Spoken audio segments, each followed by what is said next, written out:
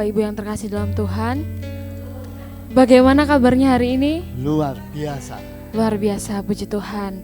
Mungkin hari ini terlihat berbeda dari hari-hari biasanya karena nanti setelah ibadah kita akan bersama-sama merayakan HUT Gereja ke-9 tahun. Sebelum itu Bapak Ibu, kita akan bersama-sama menyiapkan hati. Kita akan masuk ke dalam ibadah kenaikan Tuhan Yesus Kristus, penolong kita yang selalu setia. Tuhan adalah penolong kita yang setia. Segala perkara yang kita hadapi, Tuhan pasti membersamai kita. Kita angkat satu pujian segala perkara.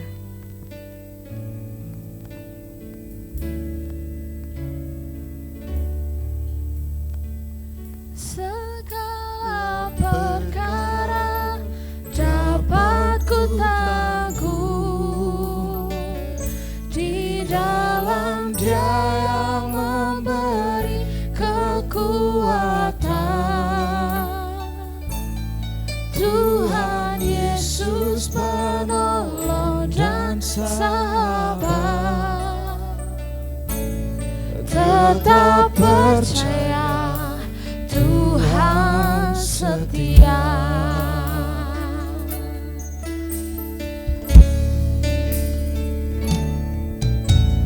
Penolong yang selalu setia,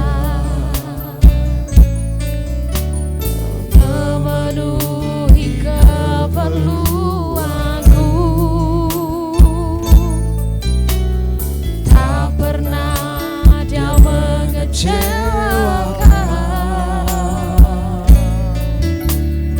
Yesusku tak pernah gagal. Segala perkara dapat ku tanggung di dalam Dia yang memberi kekuatan. Tuhan Yesus penolong dan sahabat, tetap percaya Tuhan setia. Kami undang Bapak Ibu Saudara untuk bangkit dan berdiri. Kita mau sama-sama katakan lagi, penolong yang selalu setia Engkau Tuhan. Penolong yang selalu setia, memenuhi keperluanku. Tak pernah Dia mengecewakan. Yesusku tak pernah gagal. Haleluya, mari puji Dia. Perkara dapat ku tanggung di dalam Dia yang memberi kekuatan. Tuhan Yesus penolong dan sahabat, tetap percaya Tuhan dengan sungguh-sungguh. Mari kita nyatakan, dapat ku tangguh hanya bersama Tuhan. di dalam Dia yang memberi Kekuatan Tuhan Yesus penolong dan sahabat, tetap percaya Tuhan setia. Segala perkara dapat ku tanggung di dalam Dia yang memberi kekuatan. Tuhan Yesus penolong dan sahabat,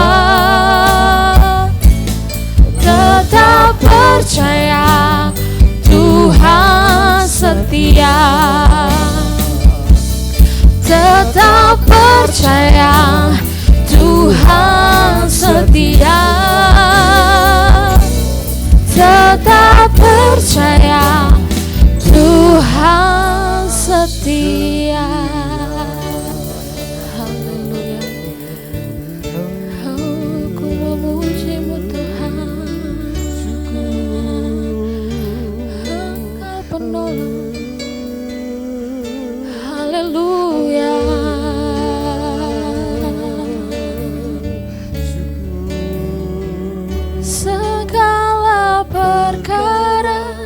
dapat ku tanggung. Di dalam Dia yang memberi kekuatan, Tuhan Yesus penolong dan sahabat. Tetap percaya Tuhan setia. Kami undang Pak Yo untuk memimpin kita dalam doa. Terima kasih Bapa. Kami yakin, kami percaya Tuhan yang tetap setia.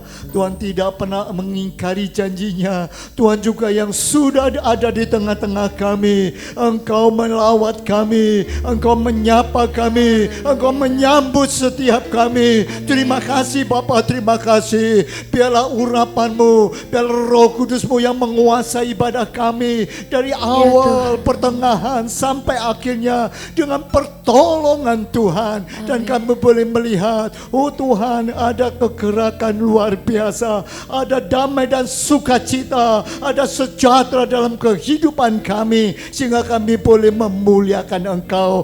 Pakai semua hamba-hamba-Mu yang akan melayani Tuhan. Kau satukan hati kami, Engkau jadikan kami Allah di dalam tangan untuk memuliakan Engkau dan menerima berkat-berkat-Mu. Terima kasih Bapa, kami serahkan semua dalam tangan-Mu, dan kami akan mengawal ibadah kami di dalam nama Tuhan Yesus Kristus. Dan semua yang percaya katakan amin. Terima kasih. Beri kemuliaan untuk Tuhan kita Yesus Kristus. Luar biasa Bapak Ibu. Hari ini kita bersama-sama merayakan kenaikan Tuhan Yesus Kristus. Tuhan Yesus telah naik untuk menyiapkan tempat yang terbaik untuk kita. Ada amin? amin.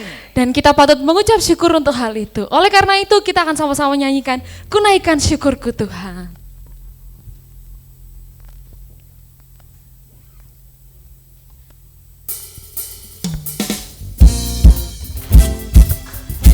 Kita boleh sambil tepuk tangan, sambil goyang kanan kiri supaya lebih bersemangat dalam memuji nama Tuhan.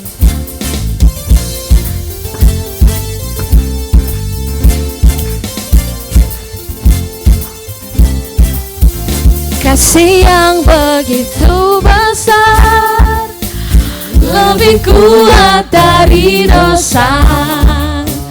Kasih yang menemukanku, selamatkan dan pulihkanku. Ku naikkan syukurku, ku tak akan berhenti memuji, meninggikan nama-Mu selalu, menari, memuliakan-Mu. Dibebaskan, dibangkitkan, hidup yang Kau beri, dan kini hanya untukku. Hey. Haleluya. Boleh kita sambil mengangkat tangan kita Bapak Ibu ya, biar lebih semangat untuk memuji dan memuliakan nama Tuhan. Begitu besar, lebih kuat dari dosa. Kasih yang menemukanku, selamatkan dan pulihkanku. Ku naikkan syukurku, ku tak akan berhenti memuji, meninggikan nama-Mu selalu, menari, memuliakan-Mu. Dibebaskan, dibangkitkan, hidup yang Kau beri, dan kini hanya untuk-Mu. Hidup kita hanya untuk Tuhan yang telah mati, bangkit dan naik ke surga. Ada amin Bapak Ibu? Haleluya.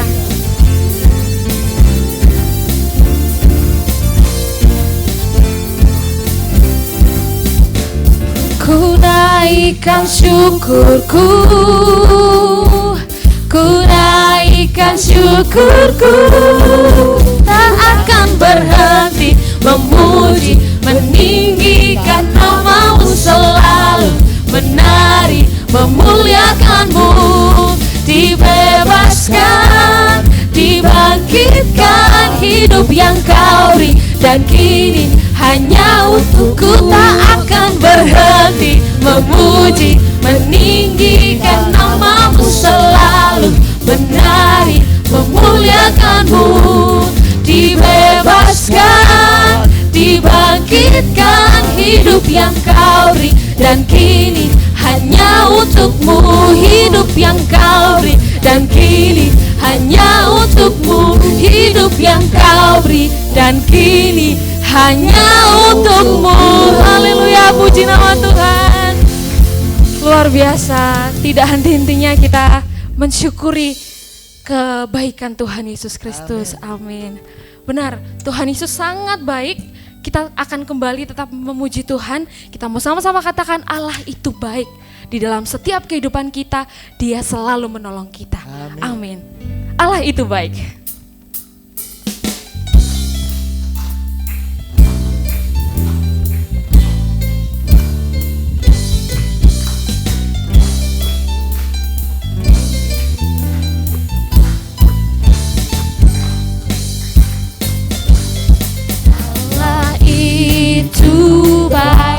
Sungguh baik bagiku, dikuduskannya kasih setianya. Dia menyediakan yang ku perlukan, menyatakan kebaikan, menyatakan kebaikan, menyatakan kebaikannya padaku. Kasih setianya, kasih setianya tak pernah berubah. Dulu, sekarang, dan selamanya. Ajaiblah kuasa dalam namanya. Yesusku luar biasa. Haleluya.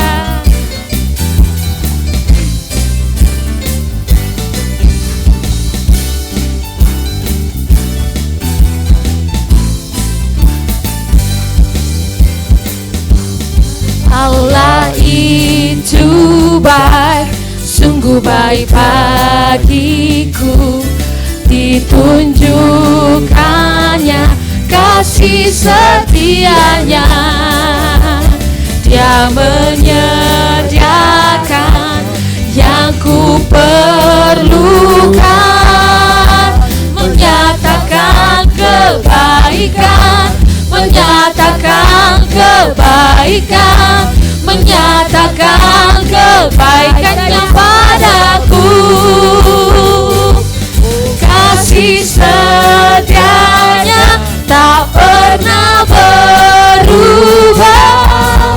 Dulu, sekarang, dan selamanya. Ajaiblah kuasa dalam namanya. Yesusku luar biasa. Kasih setianya tak pernah berubah. Dulu, sekarang, dan selamanya.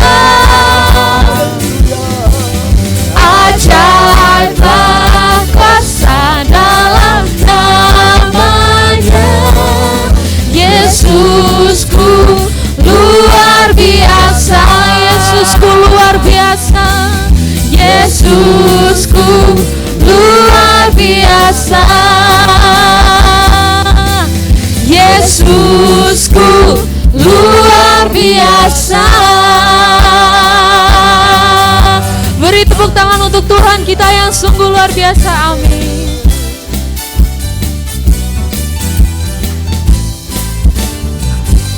Haleluya. Silakan duduk Bapak Ibu. Tuhan kita sungguh benar luar biasa.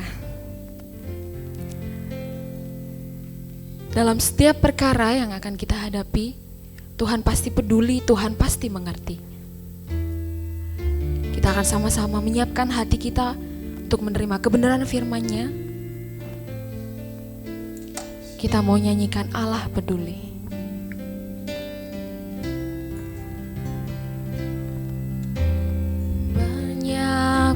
perkara yang tak dapat ku mengerti. Mengapakah harus terjadi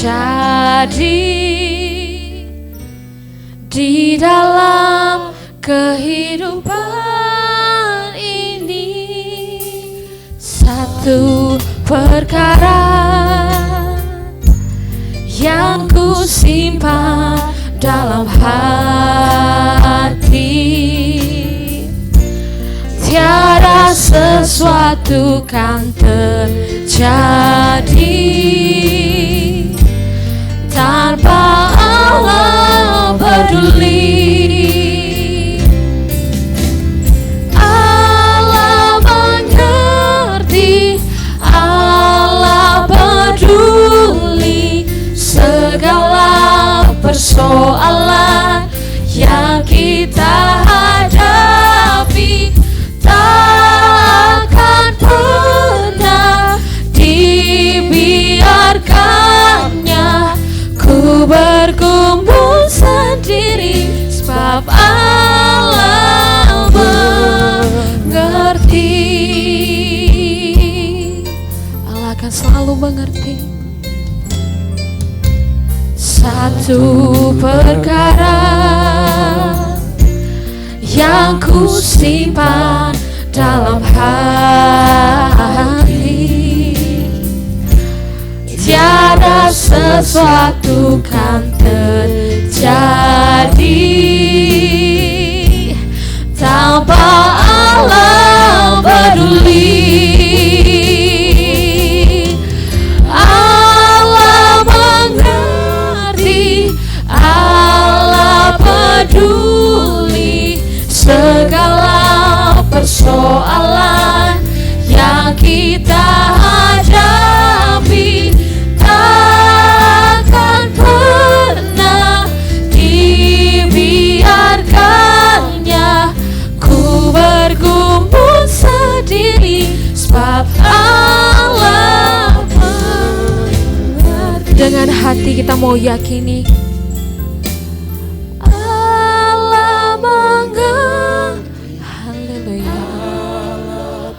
Kau selalu mengerti Tuhan, Kau selalu peduli Tuhan.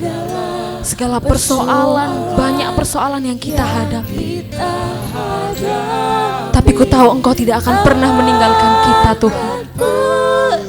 Haleluya. Ku bergumul sendiri, sebab Allah mengerti.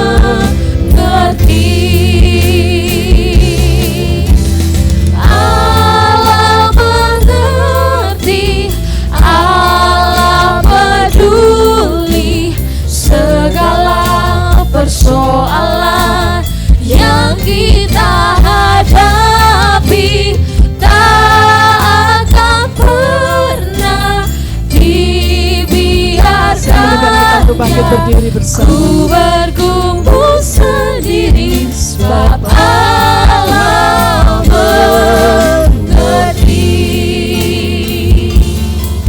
Sebab Allah mengerti. Sebab Allah mengerti.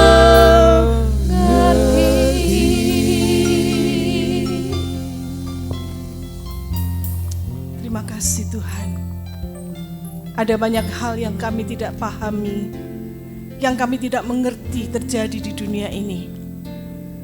Tetapi satu hal yang pasti, yang kami tahu, bahwa Engkau peduli. Engkau mengerti keadaan kami, Engkau mengerti pergumulan kami. Bahkan ketika kami tidak sanggup mengatakannya, Engkau tahu Tuhan. Terima kasih kami memiliki Allah yang seperti ini. Allah yang hidup, Allah yang berkuasa, tapi mau peduli terhadap keberadaan kami. Walaupun seringkali kami melawan kehendak-Mu Tuhan, tetapi Engkau mengasihi kami dengan kasih yang tulus, dengan kasih yang setia.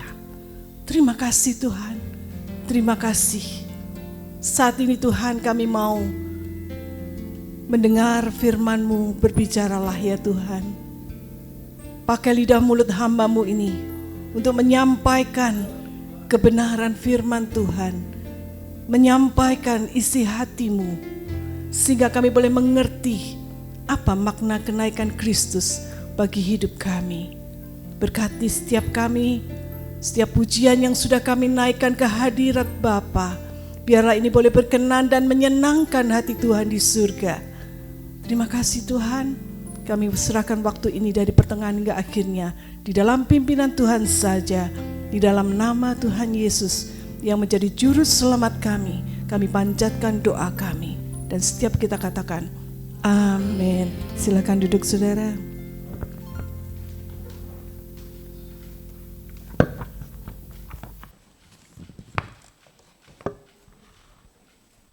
Shalom. Puji nama Tuhan, saudara. Seperti lagu yang terakhir mengatakan, banyak perkara yang aku tidak mengerti, yang aku enggak pahami. Demikian juga hari ini. Saya juga tidak memahami kenapa tiba-tiba saya harus ada berkhotbah di pagi hari ini. Sebetulnya bukan waktu saya, tetapi saya menggantikan seorang hamba Tuhan yang dari luar, yang seharusnya berkhotbah pagi ini. Tiba-tiba tadi pagi saya ditelepon, Bu Kris minta maaf saya nggak bisa hadir karena ibu saya meninggal dunia. Dan itu sebabnya saya mengatakan, ya nggak apa-apa Pak, saya siap menggantikan Bapak. Dengan pertolongan Tuhan, ya Tuhan sudah tolong saya seharusnya mempersiapkan untuk hari Minggu, tetapi persiapan saya yang masih separuh jalan, tetapi Tuhan tolong ya. Semoga hari ini kita bisa mendapatkan berkat firman Tuhan. Saudara, hari ini kita memperingati kenaikan Yesus ke surga. Apa sih makna kenaikan Yesus bagi kita saat ini? Bukan hanya bagi murid-murid 2000 tahun yang lampau, tetapi bagi kita saat ini yang hidup di zaman modern ini. Kalau kita perhatikan saudara, hari kenaikan Tuhan ini seringkali kurang diperhatikan oleh gereja. Kita baru saja memperingati hari Jumat Agung. Kita juga baru memperingati hari Paskah. Nah, biasanya hari kenaikan Tuhan itu enggak jatuh pada hari Minggu, memang hari Kamis. Ini kurang diperhatikan oleh sebagian gereja, bahkan oleh gereja mula-mula pada abad yang pertama dahulu. Peringatan ini kurang mendapatkan satu perhatian yang spesial. Padahal peringatan hari kenaikan ini mempunyai makna yang sangat penting bagi orang Kristen. Mengapa? Kalau tidak ada kenaikan Yesus ke surga, maka itu berarti pekerjaan Yesus itu belum selesai, belum lengkap. Dia belum bisa membuktikan bahwa dia berasal dari surga dan akan kembali ke surga. Berarti dia tidak bisa membuktikan bahwa dirinya itu adalah Allah. Dia sama dengan kita, manusia biasa. Nah saudara, tetapi banyak orang Kristen yang bingung ya. Kalau ditanya apa sih arti kenaikan Yesus bagi hidupmu saat ini, masih relevan enggak ya untuk hidup kita di zaman now ini? Nah ini seringkali yang menjadi pertanyaan. Bahkan orang di luar sana itu mereka dengan sinis mengatakan, apa sih itu? Kenaikan Yesus itu cuma cerita dongeng. Itu fiction, cerita fiksi. Bahkan mereka bikin lelucon saudara. Mereka bertanya, ayo siapa astronot pertama di dunia? Siapa saudara astronot pertama di dunia? Ada yang tahu? Tuhan Yesus langsung jawabnya.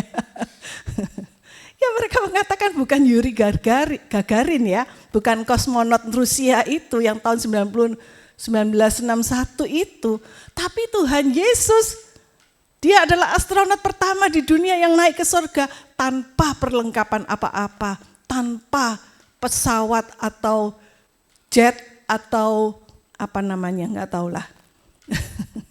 Nah saudara, itu adalah lelucon, ya. Tapi bagaimana kita sebagai orang Kristen menjawab pertanyaan-pertanyaan ini? Dan pertanyaan yang mungkin seringkali mengusik hati kita, apakah kenaikan Yesus itu relevan bagi hidupku saat ini? Itu yang lebih penting. Sebelumnya kita akan melihat apakah peristiwa kenaikan Yesus ini benar-benar terjadi enggak? Bisa dipercaya enggak? Ada buktinya enggak? Nah ini yang penting. Karena orang bisa saja kan buat cerita, fiksi, ya, mengatakan, oh saya sudah pergi ke sana kemari. Padahal belum ya, apalagi kalau ngomong, saya pernah pergi ke surga, turun lagi, ya, terus pergi lagi ya, enggak balik ya. Ada yang mengatakan seperti itu, ada hamba Tuhan yang akan bisa naik turun ke surga ya. Nah, apa maknanya bagi kita saat ini? Mari kita akan melihat secara beberapa pandangan ya. Yang pertama kita akan melihat bagaimana memaknai kenaikan Yesus itu secara historis ya. Lebih dahulu kita akan melihat secara historis, kemudian kita akan perhatikan bagaimana secara spiritualnya dan bagaimana secara praktisnya ya. Yang pertama kita akan melihat dari segi sejarah historis. Siapa penulis? Lukas ya. Lukas adalah seorang dokter dan dia adalah penulis Injil. Baik Injil Lukas maupun Kisah Para Rasul. Nah, kita akan melihat apa yang ditulis oleh Dr. Lukas ini. Kita akan membaca bersama di dalam Kisah Para Rasul yang pertama ayat yang ke-9. Atau kita mulai dari ayat yang ke-6 lebih dahulu. Kisah Para Rasul yang pertama ayat 6. Sampai yang ke-11 ya, kita akan baca ayat ini. Saya akan bacakan bagi saudara.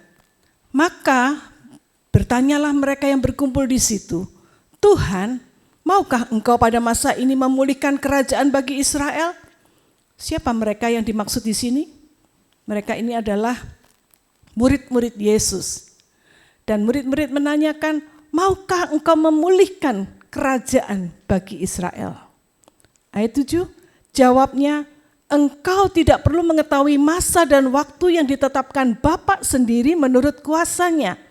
Tetapi kamu akan menerima kuasa kalau Roh Kudus turun ke atas kamu, dan kamu akan menjadi saksiku di Yerusalem dan di seluruh Yudea dan Samaria dan sampai ke ujung bumi. Sesudah ia mengatakan demikian, terangkatlah ia disaksikan oleh mereka dan awan menutupnya dari pandangan mereka. Ketika mereka sedang menatap ke langit waktu ia naik itu, tiba-tiba berdirilah dua orang yang berpakaian putih dekat mereka dan berkata kepada mereka, hai orang-orang Galilea, mengapa kamu berdiri melihat ke langit? Yesus ini yang terangkat ke surga meninggalkan kamu, akan datang kembali dengan cara yang sama seperti kamu melihat dia naik ke surga. Nah saudara, dengan jelas Dr. Lukas menuliskan di ayat yang ke-9 dikatakan, sesudah ia mengatakan demikian, yaitu Yesus, terangkatlah ia, disaksikan oleh mereka, dan awan menutupnya dari pandangan mereka.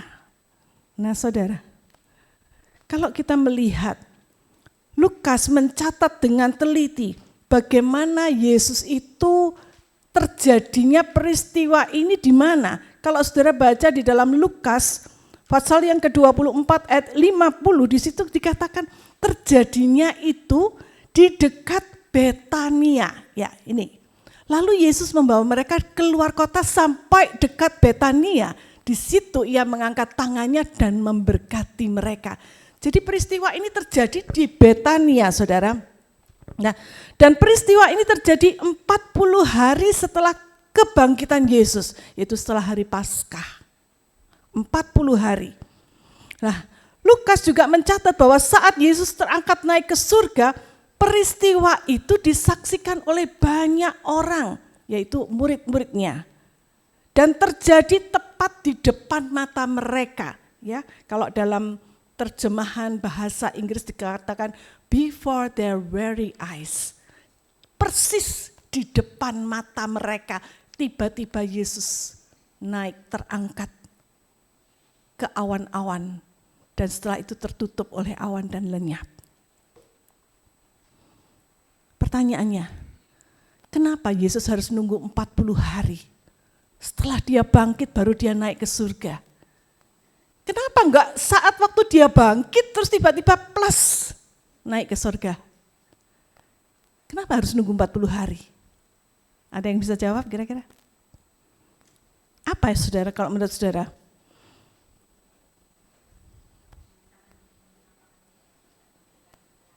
Iya, bagus. Kalau Yesus langsung naik ke surga, siapa nanti yang akan menyaksikan kenaikannya itu? Enggak ada kan? Dia bangkitnya pagi-pagi buta, belum ada orang bangun. Dan tiba-tiba dia sudah lenyap, enggak pernah ada lagi jejaknya di bumi. Orang mengatakan, dia enggak bangkit, dia masih ada di kubur.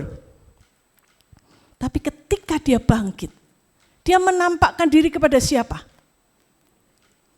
Kepada banyak orang, bukan hanya kepada murid-murid. Dia menampakkan diri kepada banyak orang. Sehingga semua orang mengerti bahwa Yesus ini yang tadinya sudah disalib, sudah mati, sudah dikubur, bangkit lagi pada hari yang ketiga.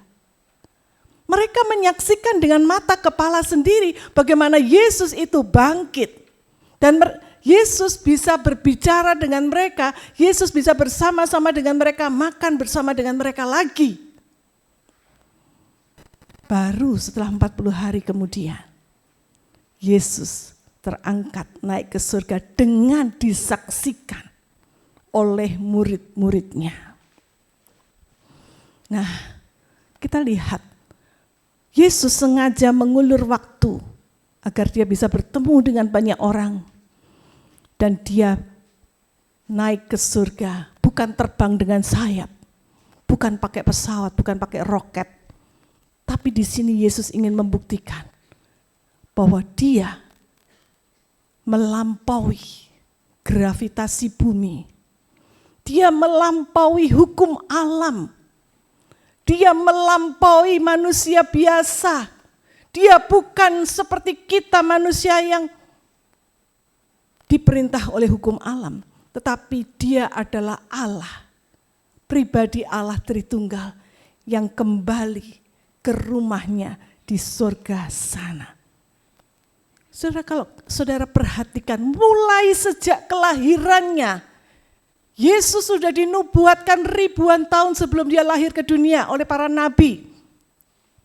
Dari kelahirannya yang dikandung oleh perawan Maria, itu aja sudah di luar natur, alam, hukum alam. Dari kelahirannya, kemudian ketika dia hidup di dunia, bagaimana dia membuat banyak mujizat, bahkan orang mati dibangkitkan. Ini membuktikan bahwa Yesus itu bukan manusia biasa. Bahkan ketika dia mati sekalipun, dia tidak mati terus di dalam kubur. 3 hari kemudian dia bangkit. Baru setelah 40 hari setelah kebangkitannya, dia naik ke surga. Di sini dengan jelas kita melihat bahwa Yesus itu beyond nature. Di luar, melebihi alam atau manusia biasa. Dan ini juga membuktikan bahwa Yesus itu adalah pribadi Allah Tritunggal. Allah yang berkuasa, yang maha kuasa dan punya otoritas atas umat manusia. Nah, jadi kalau kita melihat secara historis, enggak bisa disangkal. Karena yang menyaksikan bukan 1-2 orang, tapi ribuan orang melihat Yesus sudah bangkit. Dan ketika naik, dia disaksikan oleh puluhan pasang mata yang melihat secara fisik Yesus naik ke atas. Jadi secara historis kita tahu bahwa Yesus benar-benar naik ke surga. Ada ditulis dalam sejarah. Ya, kalau saudara belajar sejarah zaman saat itu, sejarah gereja ada penulis-penulis lain di luar orang Kristen yang menuliskan tentang hal itu juga. Ya, saya tidak membawa ininya hari ini ya, karena itu ada pelajaran khusus nanti. Nah, lalu yang kedua kita akan melihat apa makna Yesus bangkit secara spiritual atau secara rohani. Ya. Di dalam Kisah 1 ayat 9 tadi dikatakan, sesudah ia mengatakan demikian, terangkatlah ia disaksikan oleh mereka dan awan menutupnya dari pandangan mata mereka. Saudara, setelah Yesus nggak nampak lagi oleh murid-murid, what next? Apa yang terjadi kemudian? Di sini Lukas tidak mencatat, tetapi bersyukur Markus mencatatnya. Dengan pertolongan Roh Kudus, Markus melihat penglihatan. Ya, apa yang ditulis oleh Markus kita baca. Markus 16 ayat 19, tolong di Markus 16 19. Ya, yuk kita baca sama-sama. 2, 3. Sesudah Tuhan Yesus berbicara demikian kepada mereka, terangkatlah ia ke surga, lalu duduk di sebelah kanan Allah. Nah, ini kelanjutannya. Tidak berhenti saat awan menutupi pandangan mata murid-murid dan murid-murid nggak tahu lagi apa yang terjadi. Tetapi Markus mendapat penglihatan Yesus duduk di sebelah kanan Bapa, Allah Bapa. Apa maksudnya duduk di sebelah kanan Allah? Duduk di sebelah kanan ini adalah tempat kehormatan. Kalau kita makan bersama, ya, para pemimpin negara atau para pemimpin, biasanya pemimpin yang tertinggi duduk di tengah, sebelah kanannya ini adalah orang kehormatan. Ya, entah siapa yang dihormati, dia didudukkan di sebelah kanannya. Ya, atau dia adalah seorang pemenang, ya, yang dihargai kemenangannya. Nah, Yesus dikatakan dia duduk di sebelah kanan Allah Bapaknya. Emang Yesus tamu kehormatan? Yesus bukan tamu. Dia adalah pemilik surga. Dia adalah Allah. Dia adalah pribadi Allah Tritunggal yang kedua. Dia kembali ke rumahnya. Tetapi dia disambut dengan sukacita. Dia mendapat tempat kehormatan di sebelah kanan Bapaknya. Karena apa? Karena dia sudah menyelesaikan tugasnya.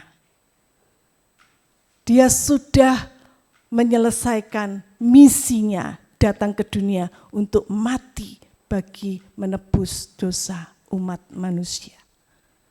Itu sebabnya Yesus dikatakan dia sebagai pemenang. Dan dia patut mendapat tempat kehormatan duduk di sebelah kanan Bapaknya. Ya, saudara, itu sebabnya kedatangan Yesus ke surga itu akan disambut dengan sangat meriah oleh para penghuni surga. Karena dia sudah menyelesaikan tugasnya, mission accomplished. Dan dia sudah mengalahkan maut. Dia menjadi pemenang. Itu sebabnya hari kenaikan Yesus itu merupakan puncak kemenangan Yesus dan penobatannya sebagai Raja Surga. Tugasnya di dunia sudah selesai. Dan kini dia memerintah di surga bersama dengan Bapaknya. Mission accomplished. Nah, pertanyaannya, bagaimana sikap kita selama ini? Bagaimana kita memperlakukan Yesus selama ini? Setelah kita tahu bahwa dia itu bukan manusia biasa loh. Dia itu pemenang, dia itu Tuhan, dia itu Raja. Apakah kita memperlakukan dia sebagai Tuan, Raja atas hidup kita? Pemimpin yang tertinggi, yang menduduki tahta di dalam hidup kita?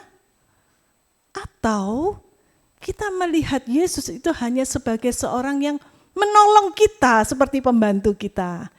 Yang ada setiap saat kita suruh-suruh, kita minta-mintai, dia yang bertugas untuk menolong kita. Hanya sebatas itukah? Nah saudara, kenaikan Yesus ini memiliki sebuah arti penting. Bagaimana kita seharusnya memperlakukan atau menempatkan Yesus di dalam hidup kita. Dia bukan cuma sebagai tambal butuh gitu ya. Kalau ada perlunya saja kita tergopoh-gopoh datang kepada Tuhan. Tuhan tolonglah, aduh Tuhan aku lagi sakit ini Tuhan sembuhkan. Aku lagi kekurangan, aku gak bisa makan, Tuhan tolong cukupkan. Ataukah kita memperlakukan dia sebagai Tuhan atas hidup kita? Walaupun semuanya lancar, walaupun keadaan aman, kita tetap datang kepada Tuhan.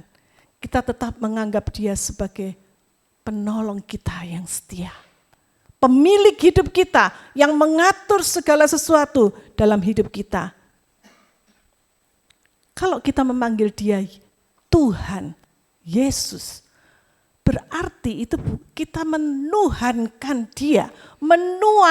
dia sebagai Tuhan atas hidup kita. Dan itu juga menunjukkan bahwa kita harus taat kepada perintah-perintahnya. Jadi perlakukan dia sebagaimana seharusnya. Tempatkan dia pada posisi yang tertinggi, yang terhormat dalam hidup kita. Di atas tahta kehidupan kita. Bukan pesuruh kita, bukan kacung kita, bukan pembantu yang kita mau perintah semau-mau kita. Karena dia punya kuasa, dia punya otoritas, dia sudah mati menebus dosa kita. Jadi seharusnya hidup kita itu adalah miliknya dia. Kita yang harus tunduk kepada Tuhan, bukan Tuhan yang harus tunduk pada kita. Sedihnya banyak orang Kristen yang memperlakukan Tuhan itu sebagai kacung, yang mengklaim nama Tuhan untuk menuruti kemauannya. Atau sebagai ATM-nya, kalau butuh-butuh, Tuhan aku lagi kekurangan, Tuhan tolong cukupkan, Tuhan berkati, berkat-Mu melimpah. Emang Tuhan ATM kita. Ya, perlakukan Tuhan sebagaimana selayaknya dia diperlakukan. Ini yang arti secara rohani. Lalu bagaimana arti secara praktis dalam kehidupan kita? Ya, ayat yang ke-10 Kisah Para Rasul yang pertama dikatakan, ketika mereka atau murid-murid sedang menatap ke langit waktu ia naik itu, tiba-tiba, nah ini tiba-tiba, berdirilah dua orang yang berpakaian putih dekat mereka. Nah, waktu mereka sedang menatap ke langit, sedang terbengong-bengong, melihat kok bisa ya Yesus naik ke surga dengan begitu gampangnya, seolah-olah tidak ada daya tarik bumi lagi, dia melayang ke surga dan tiba-tiba tertutup awan, tidak kelihatan. Murid-murid itu bingung saudara. Emang Tuhan ini siapa? Yesus ini siapa dia? Ketika mereka sedang menatap ke langit tiba-tiba dikatakan berdirilah dua orang yang berpakaian putih dekat mereka. Siapa mereka? Siapa dua orang yang berpakaian putih ini saudara? Tidak lain, dua orang ini adalah malaikat Tuhan. Pesuruhnya Tuhan. Dia datang di tengah-tengah murid-murid untuk menyadarkan. Apa yang dikatakan dalam ayat 11 dikatakan dan berkata kepada mereka, hai orang-orang Galilea, mengapa kamu berdiri melihat ke langit? Yesus ini yang terangkat ke surga meninggalkan kamu akan datang kembali dengan cara yang sama seperti kamu melihat dia naik ke surga. Malaikat ini mengingatkan, menyadarkan murid-murid yang masih terbengong-bengong, gak tahu apa yang harus mereka lakukan. Mereka seolah-olah kehilangan sosok yang mereka kagumi, yang sudah bangkit dari kematian, mereka merasa lega bisa bersama dengan Yesus lagi. Tapi sekarang tiba-tiba Yesus terangkat naik ke surga.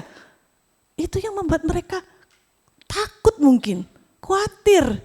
Apa yang akan terjadi? What next? Dengan hidup kita. Tetapi saat itu malaikat Tuhan diutus untuk menyadarkan. Ngapain kamu? Ngapain kamu lihat ke atas? Ngapain kamu takut? Ngapain kamu khawatir? Yesus yang meninggalkan kamu itu, dia akan datang kembali dengan cara yang sama ketika kamu melihat dia naik ke surga. Tapi saudara, kita harus memaknainya jangan letterlek ya, jangan harfiah ya. Bukan berarti ketika Yesus naik ke surga dengan jubah di tempat yang itu, dia juga akan datang kembali seperti itu. Seperti kayak film gitu ya, naik gitu ya, tiba-tiba di playback gitu ya, mundur, yo turun yang gitu dengan cara yang sama begitu ya. Enggak saudara. Apa yang dikatakan ketika dia akan datang kembali untuk kedua kalinya, bukan seperti film yang diputar mundur tadi ya, tapi dia akan datang kembali dengan disaksikan oleh ribuan pasang mata, bukan hanya oleh murid-murid, tapi oleh ribuan pasang mata, bahkan jutaan, bahkan seluruh dunia akan menyaksikan ketika dia datang kembali. Dalam Wahyu 1 ayat 7 tolong ditampilkan, Wahyu 1 ayat 7 mengatakan, lihatlah ia datang dengan awan-awan dan setiap mata, nah, setiap mata itu berarti semua akan melihat dia, juga mereka yang telah menikam dia, orang yang sudah membunuh Yesus, yang sudah mati, mereka juga akan melihat. Dan semua bangsa di bumi akan meratapi dia. Ya, amin. Jadi kedatangannya akan disaksikan oleh setiap mata. Dan dia juga tidak datang sendirian seperti dia perginya sendirian, tapi dia datang, dia enggak sendirian. Dia akan membawa pasukan yang besar. Siapa pasukan yang besar itu? Coba kita baca 1 Tesalonika 4 ayat yang ke-14. 1 Tesalonika 4 ayat 14 mengatakan, karena jikalau kita percaya bahwa Yesus telah mati dan telah bangkit, maka kita percaya juga bahwa mereka yang telah meninggal dalam Yesus, sekali lagi, mereka yang telah meninggal dalam Yesus akan dikumpulkan Allah bersama-sama dengan Dia. Saudara, mungkin ini enggak terlalu jelas ya, tapi saya akan coba bacakan di dalam terjemahan bahasa Indonesia masa kini. Adakah?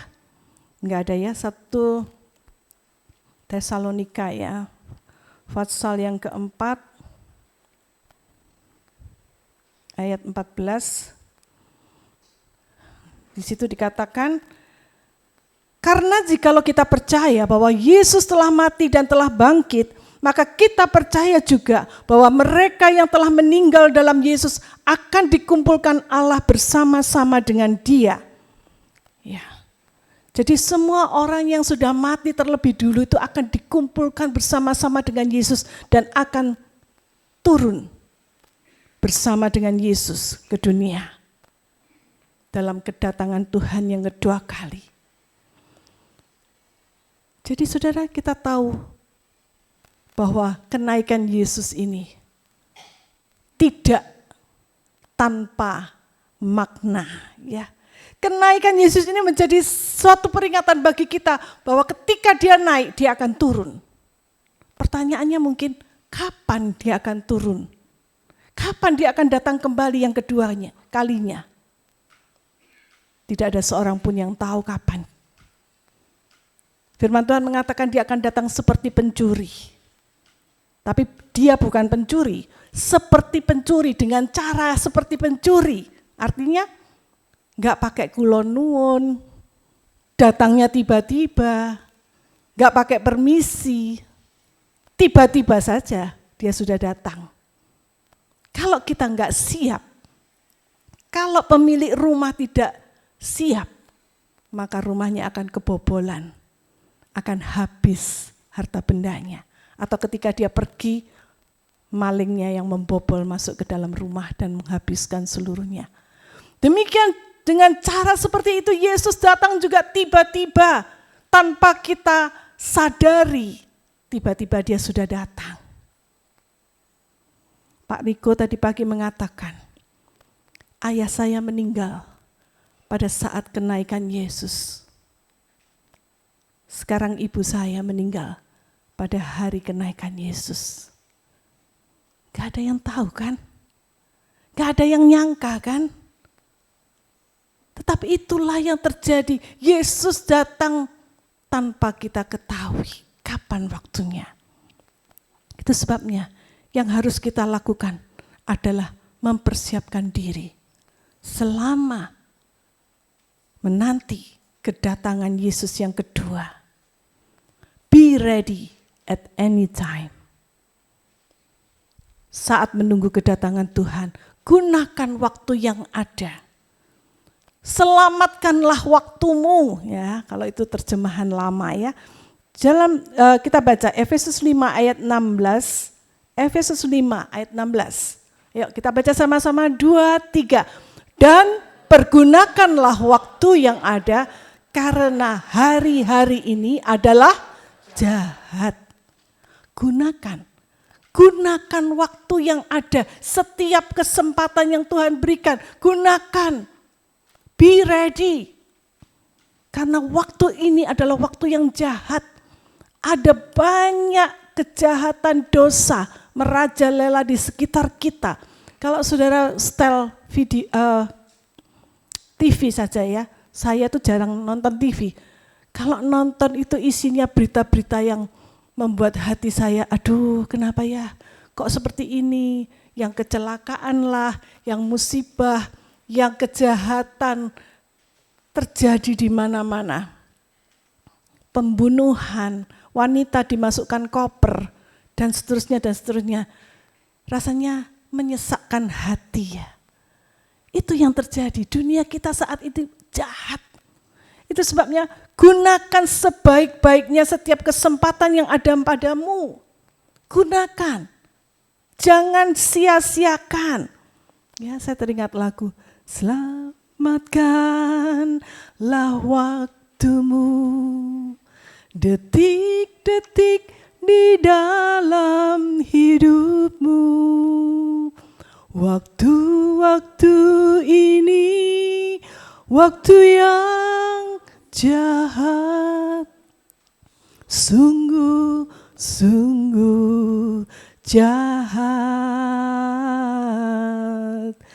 Jelmakan Yesus hidup. Yesus hidup di dalam hidupmu. Hidup sebagai Raja dan Tuhanmu, sungguh-sungguh indah. Selamatkanlah waktumu, tebus waktumu, jangan sia-siakan. Gunakan setiap kesempatan. Jangan seperti murid-murid yang melongo. Melihat Yesus naik ke surga, mereka nggak tahu aku harus ngapain lagi nih. Apa yang harus kita lakukan setelah Yesus pergi? Saudara, malaikat menyadarkan, jangan kamu nonton dia naik ke surga. Ingat, waktumu terbatas. Apa yang sudah Yesus lakukan, apa yang Yesus sudah katakan, lakukan itu. Apa yang dikatakan oleh Yesus sebelum dia naik ke surga? Kalau kita baca di dalam Kisah Para Rasul 1 ayat 8. Ayat 8 mengatakan, tetapi kamu akan menerima kuasa kalau Roh Kudus turun ke atas kamu dan kamu akan menjadi saksiku di Yerusalem dan di seluruh Yudea dan Samaria dan sampai ke ujung bumi. Malaikat mengingatkan, sekarang lakukan apa yang menjadi amanatnya Yesus kepadamu. Amanat agung itu lakukan. Jangan cuma bengong lihat Yesus naik ke surga. Sekarang pulang, kerjakan apa yang Tuhan mau. Dan itu yang harus kita lakukan saat ini. Kita nggak perlu bersedih. Seolah-olah, waduh aku ditinggal sendirian ya. Enggak, saudara. Dikatakan, kamu akan menerima kuasa kalau Roh Kudus turun atas kamu. Kita tidak sendirian karena Roh Kudus akan menemani kita setiap saat. Kita bersyukur Tuhan naik ke surga, karena kalau Tuhan masih ada di dunia, kita harus pergi ke Israel dulu, baru ketemu Yesus. Mungkin nanti ada gilirannya, Tuhan mengatakan gantian ya. Mungkin kita dapat gilirannya tahun 2050, baru ketemu Tuhan Yesus. Tapi kalau Yesus menurunkan Roh Kudus, pribadi Allah yang ketiga, dia adalah roh dan dia ada di mana-mana. Bahkan dia ada di dalam hidup kita. Kita tidak perlu mencari kemana-mana. Dia ada di dalam hidup kita. Itu sebabnya kita bersyukur kalau Roh Kudus turun ke atas kamu, kamu akan diperlengkapi. Kamu akan menjadi saksiku di mana-mana. Baik di Yerusalem, yaitu di tempat murid-murid berkumpul, di kota kita, di seluruh Yudea. Yudea itu daerah yang lebih luas, ya mungkin seperti Jawa Timur, dan Samaria. Samaria itu mungkin di luar pulau, dan sampai ke ujung bumi, di seluruh dunia. Kalau Roh Kudus ada di dalam kita, kita akan diperlengkapi oleh Tuhan, menjadi saksi dimanapun kita berada. Amin. Itu sebabnya, gunakan waktu yang ada. Jangan kita sia-siakan, ingat kedatangannya sudah semakin dekat. Lakukan sesuatu. Jangan tunggu. Jangan ngitung kapan Tuhan datangnya. Oh masih lama, oh kira-kira masih 2,5 tahun lagi. Saya masih punya kesempatan leha-leha. Enggak saudara. Kita enggak tahu kapan Tuhan datang. Kedatangan Tuhan itu bisa 2 macam. Tuhan datang secara universal, seluruh dunia menyaksikan, atau Tuhan datang secara pribadi, mengambil kita pulang ke surga. Atau ke yang lain, saya enggak tahu bagaimana kita. Kedatangan Tuhan bisa berupa kematian, itu kedatangan secara pribadi. Itu sebabnya sebelum waktu kita habis, gunakan waktu yang ada. Ada orang di luar sana begitu banyak yang belum pernah mendengar kabar tentang Yesus, jalan keselamatan. Bahkan ada banyak ajaran sesat yang bertebaran di sekitar kita yang mengatakan bahwa jalan keselamatan itu tidak hanya melalui Yesus Kristus, bisa melalui perbuatan baik, bisa melalui amal ibadah. Ingat, hanya Yesus satu-satunya jalan menuju ke Bapa. Tidak ada jalan lain. Dia adalah pemilik surga. Dia tahu jalan ke sana. Itu sebabnya, apa arti kenaikan Yesus bagi kita saat ini? Secara historis, ini menunjukkan bahwa tugas Yesus sudah selesai. Mission accomplished. Jadi dia membuktikan bahwa Yesus itu benar-benar Allah yang mampu, Allah yang sanggup untuk menebus dan menyelamatkan manusia. Sudah digenapi oleh Yesus. Dengan kedatangannya, kematiannya, kebangkitannya, dan kenaikannya. Jadi saudara, kita punya asuransi. Kita punya jaminan. Keselamatan kita itu bukan kaleng-kaleng, bukan omon-omon bahasa gemoynya ya, tapi benar karena itu sudah dilakukan oleh Yesus. Yang kedua, ada keyakinan akan keselamatan. Jangan jadi orang Kristen bingung, iya ya, aku selamat enggak ya? Aku dosanya akeh, dosaku banyak, kira-kira aku selamat enggak? Saudara, kalau saudara percaya Yesus adalah menjadi Tuhan atas hidupmu, dan kamu melakukan seperti yang Tuhan kehendaki, yakin, gak perlu ragu, yakin Yesus pasti menyelamatkanku. Dan yang ketiga, ingat, keselamatan kita itu bukan karena perbuatan baik kita. Sebaik apapun saudara, sebanyak apapun korban yang saudara berikan, tidak akan sanggup menyelamatkan jiwamu. Kita diselamatkan bukan oleh perbuatan baik kita, tetapi semata-mata karena pengorbanan Kristus.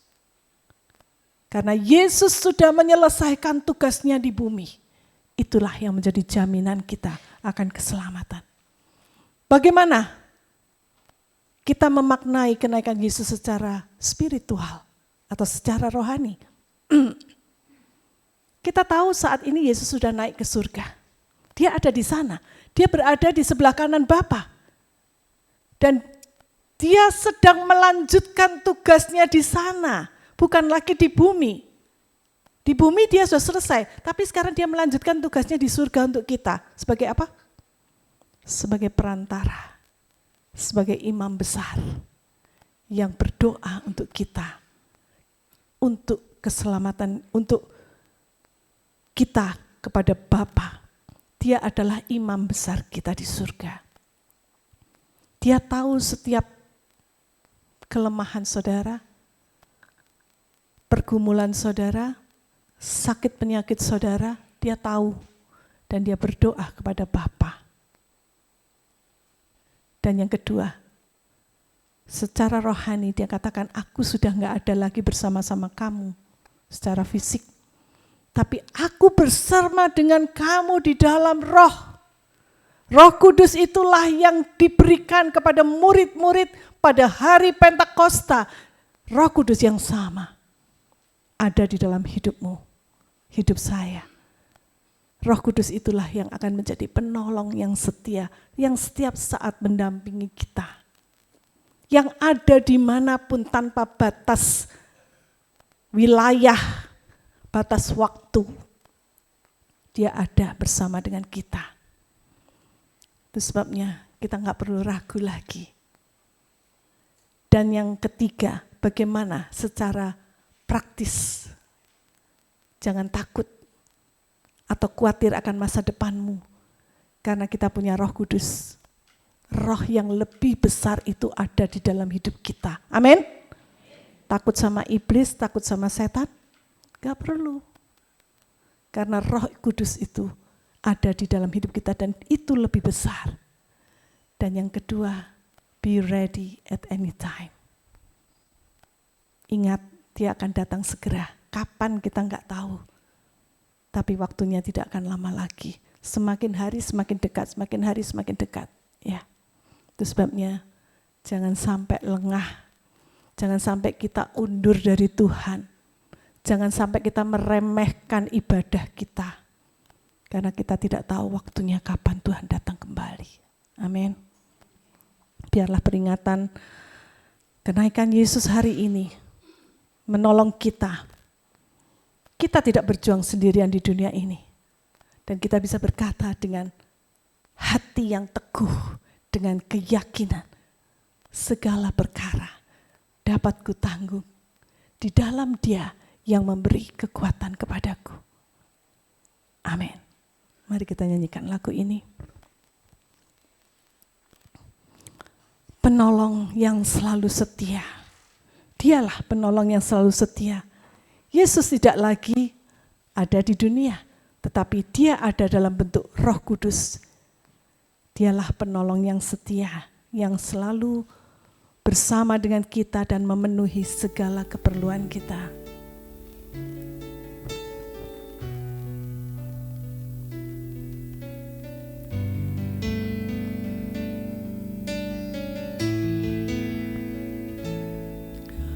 Penolong yang selalu setia, memenuhi keperluanku, tak pernah dia mengecewakan. Yesusku tak pernah gagal. Segala perkara dapat ku tanggung di dalam Dia yang memberi kekuatan. Yang memberi kekuatan. Tuhan Yesus penolong dan sahabat.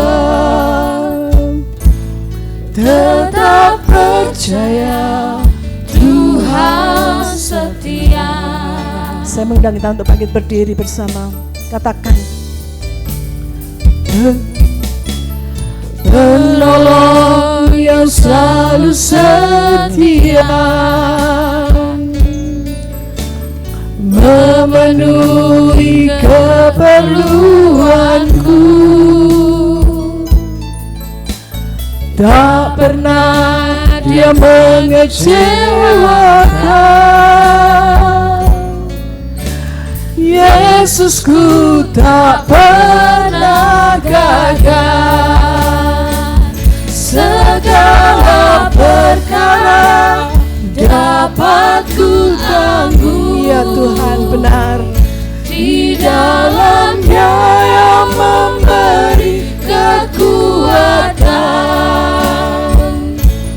Tuhan Yesus penolong dan sahabat. Tetap percaya Tuhan setia. Segala perkara dapat ku tanggung. Hanya Engkau Tuhan. Di dalam Dia yang memberi kekuatan. Tuhan Yesus penolong dan sahabat. Tetap percaya Tuhan setia. Tetap percaya Tuhan setia. Tetap percaya Tuhan setia.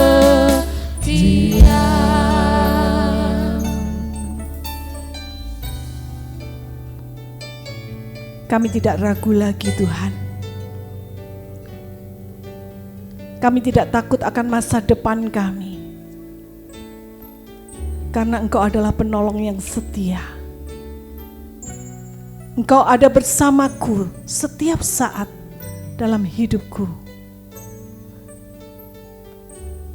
Dalam menaiki gunung, turun lembah, apapun yang terjadi di depan kami tidak tahu. Tetapi satu hal yang kami tahu, Engkau Allah yang peduli. Engkau mengasihi kami.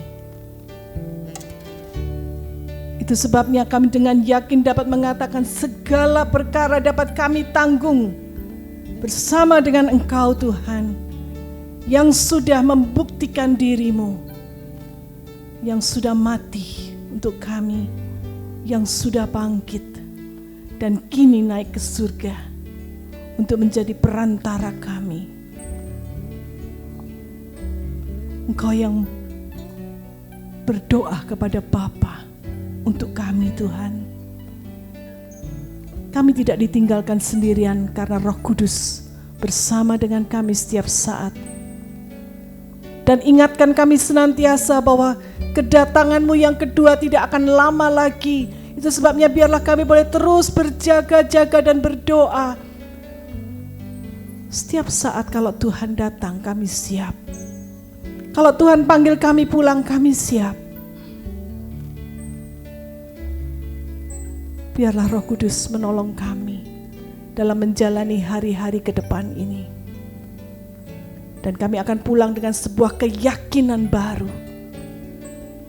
Engkaulah penolong yang setia itu, yang tidak pernah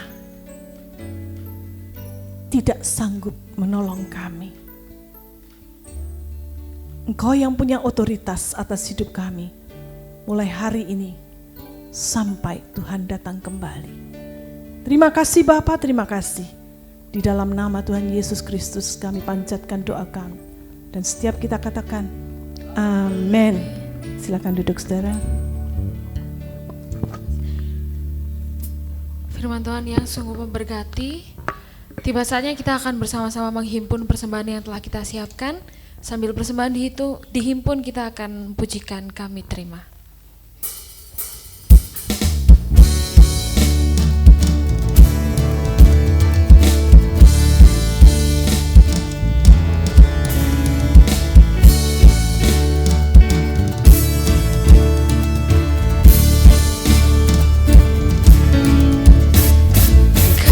Yang telah ditebus dengan darah yang kudus, mengangkat pujian bagimu.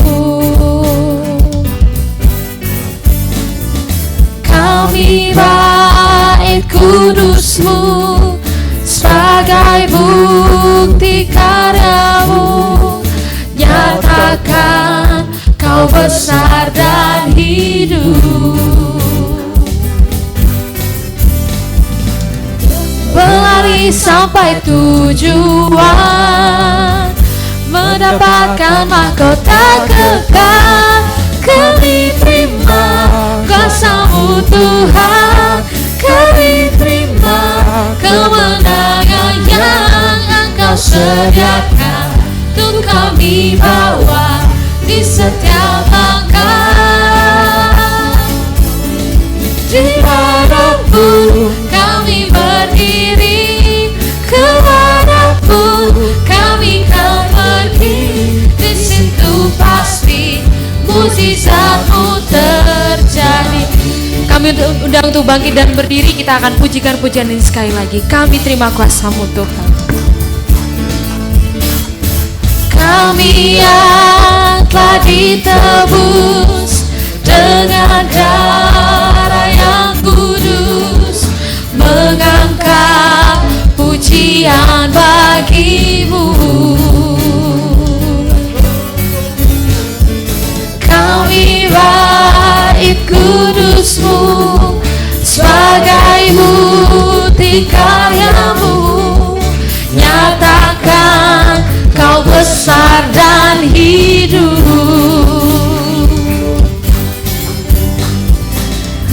Berlari sampai tujuan, mendapatkan mahkota kekal. Kami terima kuasa-Mu Tuhan, kami terima kemenangan yang Engkau sediakan untuk kami bawa di setiap saat. Kepada-Mu kami berdiri, kepada-Mu kami kan pergi. Di situ pasti mukjizat-Mu terjadi.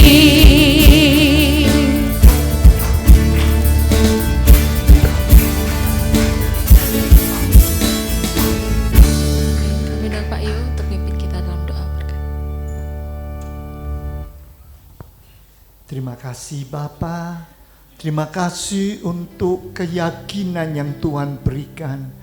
Tuhan naik ke surga, Tuhan sudah menyelesaikan semua yang ada di muka bumi untuk menyelamatkan kami. Terima kasih Bapa. Itu supaya Tuhan kami yakin percaya melalui peringatan pagi hari ini. Kami diingatkan bahwa kedatangan-Mu semakin dekat. Semakin hari semakin kami menyatakan, oh Tuhan Kau sudah makin dekat untuk datang pada kali yang kedua. Siapkan kami sehingga benar-benar kami boleh Tuhan melakukan dan kami boleh menjalani keselamatan kami dengan takut dan gentar hanya kepada kepada Tuhan. Itu sudah kami kembali mempersembahkan diri kami kepadamu.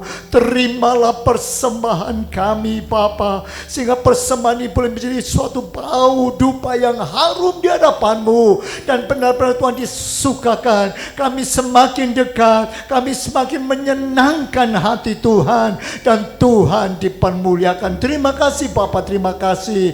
Kami mau mendoakan untuk saudara kami yang saat ini memerlukan uluran tangan-Mu. Kami mendoakan untuk saudara kami yang sakit, baik untuk Ibu Susi, oh Tuhan, yang masih ada di rumah sakit, Tuhan tolong. Untuk Bapak Jimmy Budiman, untuk pemulihan kesehatan daripada Tante Gyok, untuk Bapak Hartono, Tuhan. Kami juga mendoakan untuk saudara kami yang lain Tuhan, baik anak Okta, demikian juga Tuhan kami mendoakan untuk Tuhan saudara kami yang saat ini sedang berada di luar kota. Tuhan tolong sertai mereka, berikan hikmat akal budi. Demikian juga untuk anak-anak kami yang saat ini sedang menjalani pelatihan baik Tuhan di Malang maupun di tempat lain. Tuhan tolong, bahkan untuk saudara kami yang lainnya akan terus melanjutkan studinya, Tuhan tolong mereka semua, sehingga dengan pertolongan Tuhan kami boleh mendapatkan berkat Tuhan. Dan sebentar juga Tuhan, kami yang sudah hadir, kami yakin percaya Tuhan yang mengerti dan Tuhan memahami, Tuhan yang akan memberkati kami semua dengan berkat yang berkelimpahan. Terima kasih Bapa, terima kasih. Saudaraku sekalian, arahkanlah hatimu dan tanganmu kepadanya. Pulanglah untuk menerima berkat Allah, kasih karunia daripada Allah Bapa, kecintaan daripada Tuhan Yesus, dan penyertaan Roh Kudus menyertai kehidupanmu mulai saat ini sampai Maranatha, Tuhan datang pada kali yang kedua. Di dalam nama Yesus, dan semua yang diberkati Tuhan katakan amin. Mari kita katakan saat ini. Sebab Tuhan melindungi, Tuhan menyinari dengan wajah-Nya,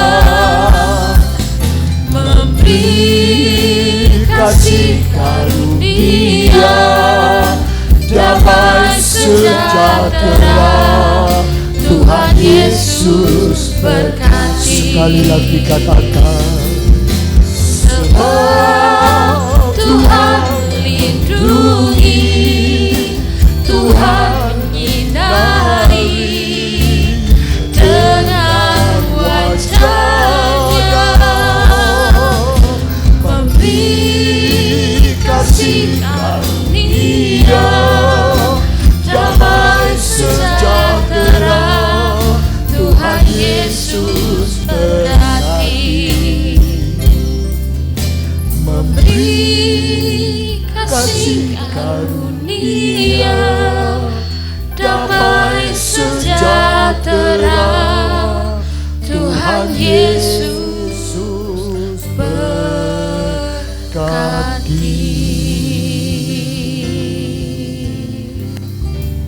Mari kita mengambil saat teduh, merenungkan kebenaran firman Tuhan, melakukannya dalam hidup ini.